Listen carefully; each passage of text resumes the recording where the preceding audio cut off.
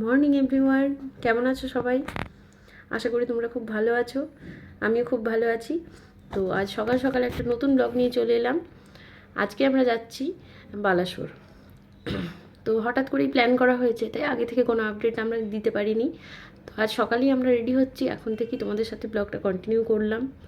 ব্যাগপত্র সমস্ত কিছু গোছানো হয়ে গেছে। এখন আমরা গাড়িতে সমস্ত লাগেজ রাখবো, তারপর আস্তে আস্তে আমরা বালাসোরের উদ্দেশ্যে রওনা হব। তো তোমরা প্রথম থেকেই সঙ্গে থেকো, আর ভালো লাগলে আমার চ্যানেলটি অবশ্যই লাইক, কমেন্ট, শেয়ার এবং সাবস্ক্রাইব করে দিও। তো সকাল সকাল আমরা চা খেয়েই রেডি হয়ে গেলাম বালাসোরের জন্য। আর এই হলো আমাদের ছোট্ট রিদ্ধি।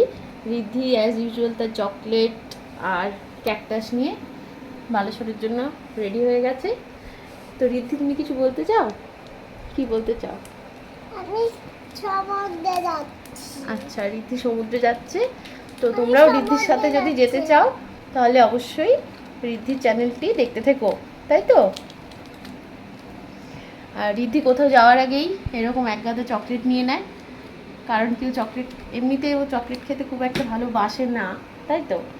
বাসো না তো?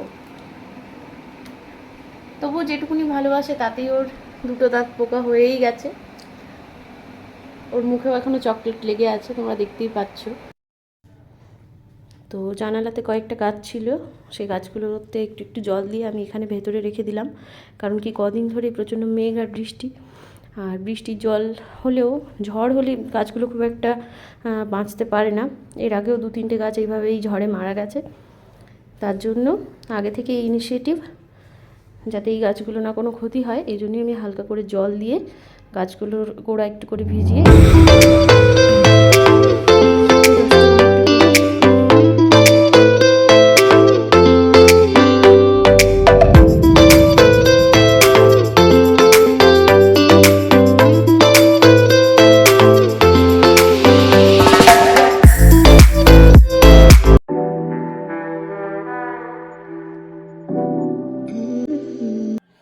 তো আমরা এখন একটুখানি কেক খেয়ে নিলাম। এরপর আমরা আর কোথাও দাঁড়াবো না, একটুখানি জাস্ট চা খাবো। তো আমরা বসন্তপুরে দাঁড়িয়েছিলাম, একটুখানি চা খেয়ে নিলাম। আশপাশটা দেখো বেশ ফাঁকা। আর মা এখানে পাঠিয়ে দিয়েছিল লুচি আর তরকারি। তো রাস্তায় যাওয়ার সময় আমার বাবার সাথে দেখা হয়েছিল, বাবা আসলে বলেই ছিল। তো আমরা দাঁড়ালাম আর মার বানানো এই লুচি আর তরকারি নিয়ে নিলাম। তো খুব ভালোভাবেই আমাদের ব্রেকফাস্টটা মিটলো। এখন আমরা বেরিয়ে পড়েছি, দেখো এখন আমরা বোধহয় খড়গপুর বেরোচ্ছিলাম। হ্যাঁ, তো রাস্তা খুব ফাঁকাই ছিল, মোটামুটি গাড়ির চাপ খুব কমই ছিল। এই দেখো সামনেও একটা ইগনিস যাচ্ছে, আমাদেরও ইগনিস। ভালো লাগে বেশ যখন দেখি সামনে সেই মডেলের গাড়ি যাচ্ছে, খুব ভালো লাগে দেখতে। রাস্তাগুলো কিন্তু আমাদের থেকে সম্পূর্ণ আলাদা, আমাদের ওদিকে এত গাছপালা দেখা যায় না। আর এখানের এই সবুজ পরিবেশটা দেখেই কিন্তু মনে হয় যে বেশ আমরা বেড়াতে এসেছি। তো উইকেন্ডে এরকম একটা ট্রিপ তোমরা প্ল্যান করতেই পারো। আর যারা কলকাতা থেকে আসবে তাদের সত্যিই উইকেন্ড ভীষণ ভালো কাটবে। আর তোমরা যারা দীঘা যাও তারা তো বুঝতেই পারছো যে দীঘার থেকে এখানে রাস্তাঘাট প্রচণ্ড ফাঁকা। তো আর দেরি না করে চটপট তোমাদের উইকেন্ড কাটানোর জন্য এই সুন্দর জায়গাটা বেছে নিতে পারো।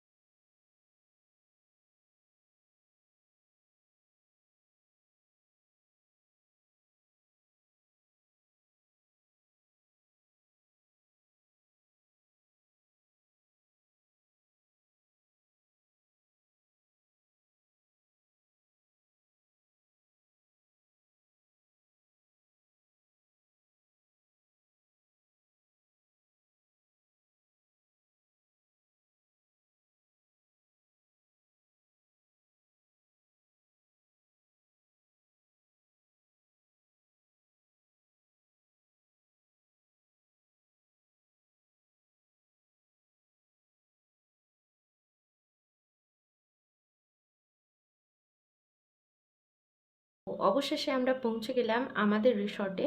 আর আমাদের রিসর্টের নাম ছিল কিন্তু অর্পিতা বিচ রিসর্ট। হ্যাঁ, আমার নামেই ছিল রিসর্টটা। তো আমার তো বেশ ভালোই লেগেছিলো, এদের সার্ভিস ভীষণ ভালো, আর ব্রেকফাস্ট কিন্তু ইনক্লুডেড। তোমরা যেখানে যদি লাঞ্চ নিতে চাও, তো লাঞ্চের জন্য কিন্তু তোমরা 600 পে করলেই পেয়ে যাবে বাফেট। তো আমি বলবো তোমরা যারা লাঞ্চ এখান থেকেই নেবে তারা একবার মেনুটা দেখে নিও, কারণ এখানে সমস্ত রকম মাছ, মাংস সব কিছু অ্যাভেলেবেল। আর এদের রান্না ভীষণ ভালো লেগেছিলো। দেখতেই পাচ্ছ পার্কিং, আর পার্কিংয়ের পাশেই রয়েছে পুল। তো এত কমে এত ভালো একটা রিসর্ট পাবো সত্যিই ভাবিনি। আমি তো প্রথমে অনলাইন দেখে ভেবেছিলাম পুলটা বোধহয় এতটা পরিষ্কার হবে না, কিন্তু এখানে এসে আমার ধারণা ভুল বুঝতে পারলাম। আর বেশিক্ষণ দাঁড়াতে পারলাম না, এত গরমের মধ্যে স্নান করে ভীষণ ভালো লাগলো আর খুব এনজয় করলাম। তো তোমাদের কেমন লাগলো বিচটা অবশ্যই কমেন্ট করে জানিও। আর যাদের যাদের ভালো লেগেছে তারা অবশ্যই একবার ঘুরে যেও। দামও খুব রিজনেবল, মাত্র 1400 টাকা জিএসটি সমেত। তো ভাবতেই পারছো এত কম দামে এত ভালো একটা রিসর্ট তো আর মিস করা যায় না। তো নেক্সট উইকেন্ডেই তোমরা প্ল্যান করো চাঁদিপুর সি বিচ। তো এই ছিল রিসেপশন। আর রিসেপশনটা সত্যিই ভীষণ পরিষ্কার। আর অন্যান্য হোটেলে আমি দেখেছি যে এত ভালো গ্রিটিংটা করে না, এরা ভীষণ ভালোভাবে আমাদের ওয়েলকাম করলো।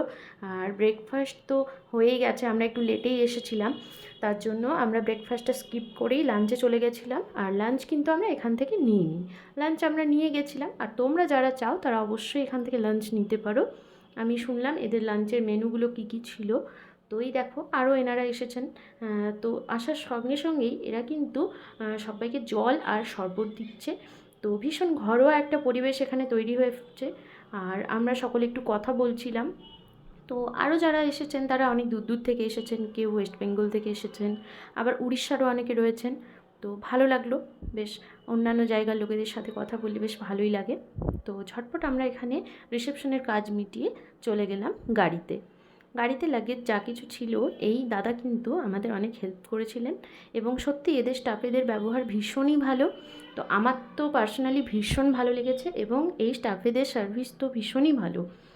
তো এই দেখো এত রোদের মধ্যেও ইনি এলেন আমাদের সাথে। আর এখানে গাড়ি থেকে সমস্ত লাগেজগুলো এখন বের করে নেওয়া হচ্ছে। এত দূর আসার পর সত্যিই আর ভালো লাগছে না, মনে হচ্ছে কখন রুমে যাব। তো এই ছিল মোটামুটি আমাদের রিসর্ট। কেমন লাগলো জানিও। তো আসার সময় আমি দেখলাম এখানে কাছেই অনেক খেলনা রয়েছে। তো ওই খেলনার দোকানগুলো দেখার সাথে সাথেই আমার মেয়ে তো আপ্লুত। তো এখনও জিদ করছিল যে কখন আমরা বিচে যাব। আর বিচে গিয়েই ও প্রথম যেটা খোঁজে সেটা হচ্ছে বল। তাই এইবারে আমি আর ভুল করিনি, এবারে আমি সাথে করেই নিয়ে এসেছি। তো আশা করা যাচ্ছে এইবারে আর জিদ করবে না।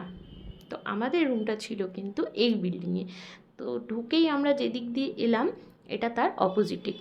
আমার এদিকের ভিউটাও ভীষণ ভালো লেগেছিলো। আসলে তোমরা না গেলে ঠিক বুঝতে পারবে না। আমি এখানে যতটুকু ক্যামেরাবন্দি করতে পেরেছি তোমাদের দেখিয়েছি। এই গাছগুলো খুব ভালোই লাগছিল দেখতে। আর এদের ওপর যখন রোদ পড়ছিল তখন পাহাড় গাছগুলো কিন্তু আরও সতেজ হয়ে বেশ সুন্দর লাগছিল দেখতে।